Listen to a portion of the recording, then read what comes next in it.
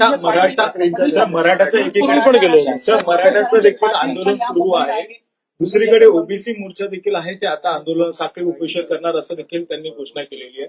त्यामुळे माझी दोन्ही समाजाला माझी विनंती आहे की शासन दोन्ही समाजाच्या हिताचा विचार करेल.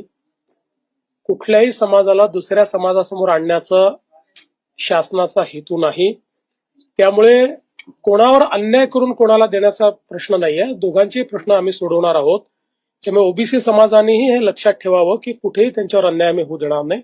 आणि मराठा समाजाने हे लक्षात घ्यावं की आम्हीच सोडवल्यात सगळे प्रश्न, दुसरे कोणी सोडवले सांगावं कोणी सोडवलेले आहेत. मराठा समाजाचे प्रश्न आमच्या सरकारशिवाय, म्हणजे मी मुख्यमंत्री असताना, शिंदेजी मुख्यमंत्री असताना तेव्हाच सुटल्यात, बाकी कधी सुटले प्रश्न, आणि आम्हीच सोडवणार आहोत. आंदोलन संपलेली आहेत. महाराष्ट्रातच मराठा आंदोलन नेमकं काय होतं? मुळामध्ये ही जी सगळी आंदोलनं होती त्या लोकांना हे लक्षात आलं की ईडब्ल्यूएस आल्यानंतर त्यांचा प्रश्न बऱ्यापैकी त्या ठिकाणी सुटलेला आहे. आपल्याकडे कदाचित ती ईडब्ल्यूएस ची मानसिकता तयार झाली नाही आणि त्याच्यामुळे काही प्रश्न कॉम्प्लिकेटेड आहेत. पण आता आपण तोही प्रश्न सोडवलेला, आपण आरक्षण दिलेलंच आहे आणि कोर्टात अजूनही ते टिकलेलं आहे. राहुल गांधी ने आरक्षण का जो मुद्दा हो रहा है, आपको न्याय की लड़ाई से ज्यादा ये शक्ति प्रदर्शन ज्यादा लग रहा है अननेसेसरी का, क्योंकि जिन परिप्रेक्ष्य में ये हो रहा है उसको ध्यान त्योहार है। देखिए, हमारा बहुत सीधा और साफ कहना है, लोकतंत्र में सभी को अपने अपने व्यूज रखने का अधिकार है, आंदोलन करने का भी अधिकार है. कोई भी आंदोलन जब तक डेमोक्रेटिक है, लोकतांत्रिक है, हमको उससे कोई शिकवा गिला नहीं है. हर लोकतांत्रिक आंदोलन के साथ हम लोग लोकतांत्रिक बर्ताव ही करेंगे और चर्चा के माध्यम से ही प्रश्न छुड़ाने का प्रयास करेंगे. लेकिन ये बात भी उतनी सही है कि ये आंदोलनकारी जो जिस प्रकार से आंदोलन कर रहे हैं उसमें मैं ये समझ नहीं पा रहा हूं कि हमने जब ऑलरेडी जो मराठा समाज है उसको आरक्षण दिया है और अब मराठा समाज को ओबीसी में आरक्षण दो ऐसा कहा जाता है. ओबीसी में ऑलरेडी 350 जातियां है, मराठा समाज को तो 10% अलग से रिजर्वेशन दिया गया है. तो ठीक है, फिर भी सबकी बात समझ लेंगे. राहुल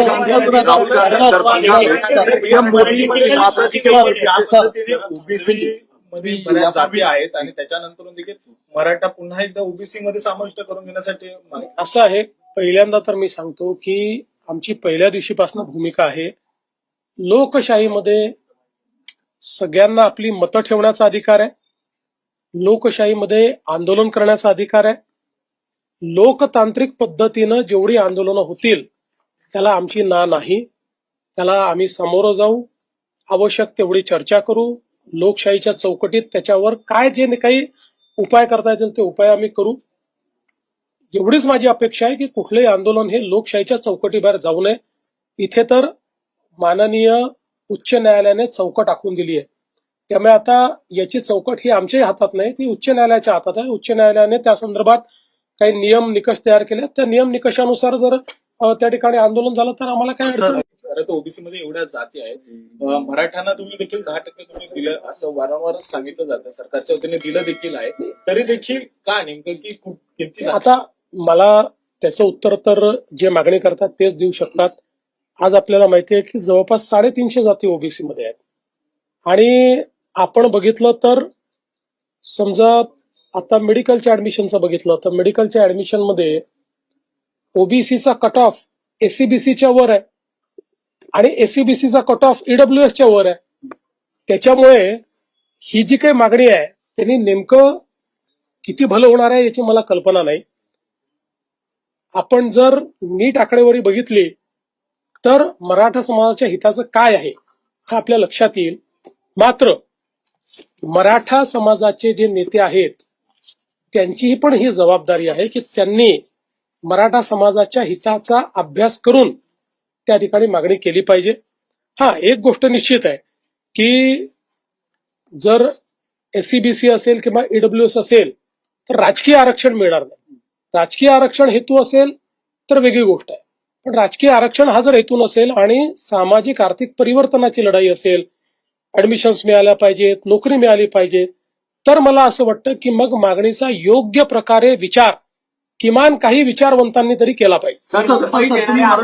तुम्ही मराठा समाजाला लागतंय. उद्धव ठाकरे असतील, शरद पवार असतील, ते देखील आता पाठिंबा देताना पाहायला मिळतात. काय या आंदोलनाला आंदोलन जे आहे ते कुठेतरी राजकीय होण्याच्या शक्तीने मिळतंय. तुम्हाला मला आश्चर्य वाटतं की आता हे दिसत आहे. म्हणजे हे आश्चर्याची गोष्ट आहे की तुम्ही आता हा प्रश्न विचारता आणि तुम्हाला आता हे दिसत आहे. यापूर्वी काय झालं हे तुम्ही सगळ्यांनी बघितलेलं आहे. आजही आंदोलनाकरता रिसोर्सेस उभे करणारे कोण आहेत वगैरे हे सगळं आपल्याला पाहायला मिळत आहे. पण ठीक आहे, माझं म्हणणं काय आहे, आमच्याकरता हे आंदोलन राजकीय नाही. आम्ही याला सामाजिक चष्म्यातनं पाहू. काही राजकीय पक्ष हे त्यांच्या खांद्यावर बंदूक ठेवून आपला फायदा करण्याचा प्रयत्न करतायत, पण त्यांचं नुकसान होईल, फायदा होणार. आरक्षण टिकवता आलं अरे नाही. भाई, मैं महाराष्ट्र का आदमी हूं, कहा बिहार जा. मला दिसतोय का? कारण त्यांचंच सरकार असताना त्यांना आरक्षण टिकवता आलं नाही. आता तेच कसं आरक्षण द्यायचं तुम्हाला? नाही, म्हणूनच बघा, मी पुन्हा एकदा सांगतो, दाव्यानं सांगतो की मराठा समाजाकरताचे निर्णय मी मुख्यमंत्री असताना आणि त्यानंतर शिंदेसाहेब मुख्यमंत्री असतानाच झाले आहेत. अण्णासाहेब पाटील आर्थिक विकास महामंडळ का 15 वर्ष डिफंक्ट होतं? 15 वर्ष कोणाचं राज्य होतं तरी ते डिफंक्ट होतं ना. मी ते उभं केलं आणि आज 1.5 लाख उद्योजक आमच्या नरेंद्र पाटलांच्या माध्यमातून आज त्या ठिकाणी अण्णासाहेब पाटील आर्थिक विकास महामंडळाने तयार केले. आज सारथीच्या माध्यमातून IAS IPS ऑफिसर तयार होत आहेत, MPSCचे विद्यार्थी तयार होत आहेत, स्पर्धा परीक्षांमध्ये विद्यार्थी त्या ठिकाणी टिकतात. सारथी माझ्या काळात मी केलेला आहे आणि नंतर आम्ही पुन्हा शिंदे साहेबांच्या सरकारमध्ये ते स्ट्रेंथन केलंय. शिक्षणाच्या योजना, त्या ठिकाणी वसतिगृहाच्या योजना, वसतिगृह होत नाही तोपर्यंत भत्त्याच्या योजना, सगळ्या आम्ही केलेल्या योजना आहेत.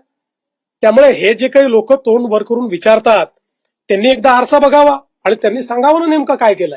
हे तर सगळे सांगणारे लोक होते की याची आवश्यकताच नाहीये, हे सांगणारे लोक होते. 2.5 वर्ष जे सरकार होतं त्या सरकारने मराठा समाजाच्या हिताचा घेतलेला एक निर्णय दाखवा, एक